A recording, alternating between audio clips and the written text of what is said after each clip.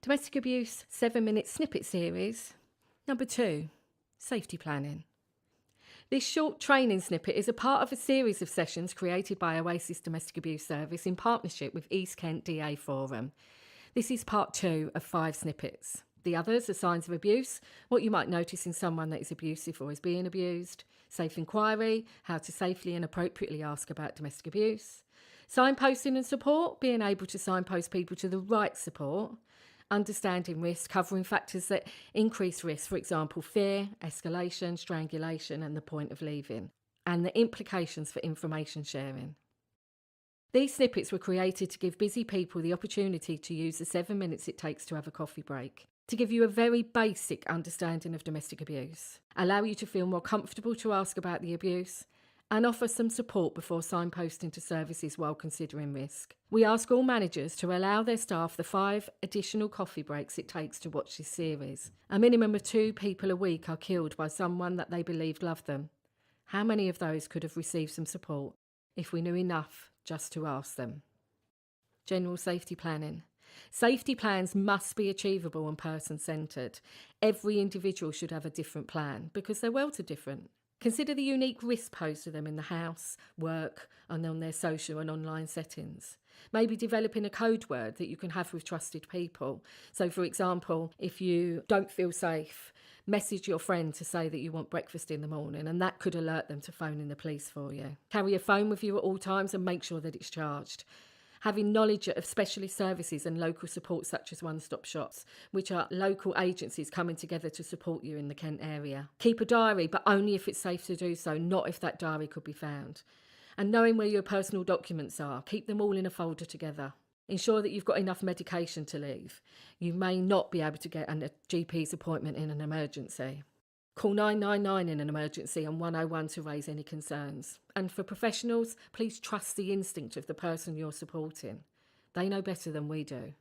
And as a professional, make sure that you make all necessary referrals onto other agencies.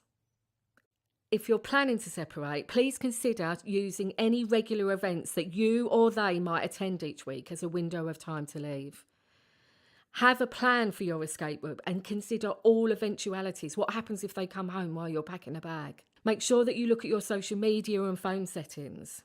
Only tell those that you trust your plans, but tell somebody if you can. Try not to do anything out of the ordinary prior to leaving. It will be enough that you will feel nervous. Maybe you don't really want to leave, but know you have to. That will alert them to the fact that there's a change in your demeanour.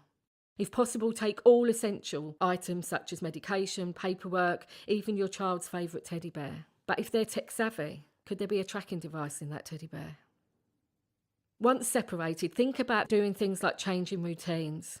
Change your passwords on social media and online shopping accounts and ensure that your settings are private. Create a new safe email address and notify anybody that you need to of changes such as DWP. Consider additional security measures. Do you need to have locks changed on your new property or on the property that you're staying in? Consider fire safety. Do we need to block off your letterbox and put a new one on the side? Change bank accounts, ensuring bank statements are not sent by mistake. Consider changing your telephone number. Keep a diary of everything that's out of the normal. And again, have a bag to flee. Just because you've separated doesn't mean to say the abuse will have ended. Be aware of your surroundings when out and about and report any breaches of any orders you may have. Have a safety plan with school and one with work if necessary.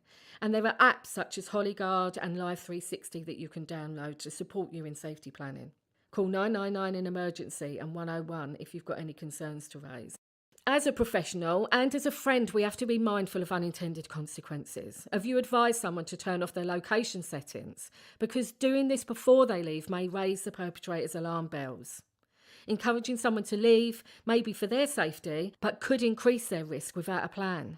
Packing a bag to flee prepares for an incident, but could be found and cause an incident. And telling a child a plan prepares them for what comes next, but could result in them telling somebody else what the plan is, which could place you further at risk. Trust the instinct of the person you're supporting. They're the expert. Legal and civil support. So there are a number of legal things that can do to support you. So you could attend the local police officer for a domestic violence disclosure scheme or Clare's Law, where the police would be able to tell you if the person you're in a relationship with has a criminal record for being abusive to others in the past. A domestic violence protection order is something that the police can issue. If they're not going to arrest somebody, they could issue an order that keeps them away from your house, away from you for a period of time, usually 28 days.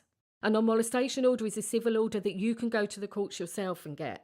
There are other services that will support you to do this. It stops somebody that's been hurting you from coming to your address, talking to you directly, accessing you in a particular way. Maybe they can't go to your mum's or go to your work. A restraining order is a very similar order which is granted after a criminal court case.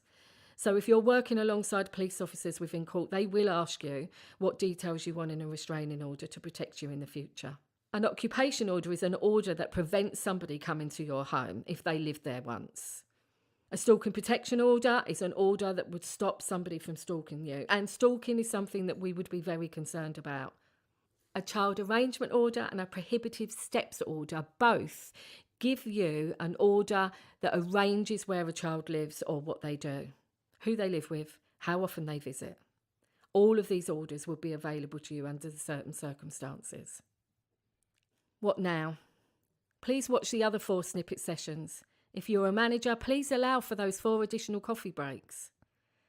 If this is happening to someone you know or work with, you can call local or national helplines such as the free phone National Domestic Abuse Helpline on 0808 2000 24/7 for women.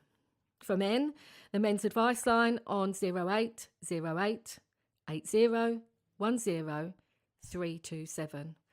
And if you identify as LGBT+, call Gallup on 0800 999 5428. For forced marriage or honour crimes, you could call Carmen Nirvana on 0800 5999 247.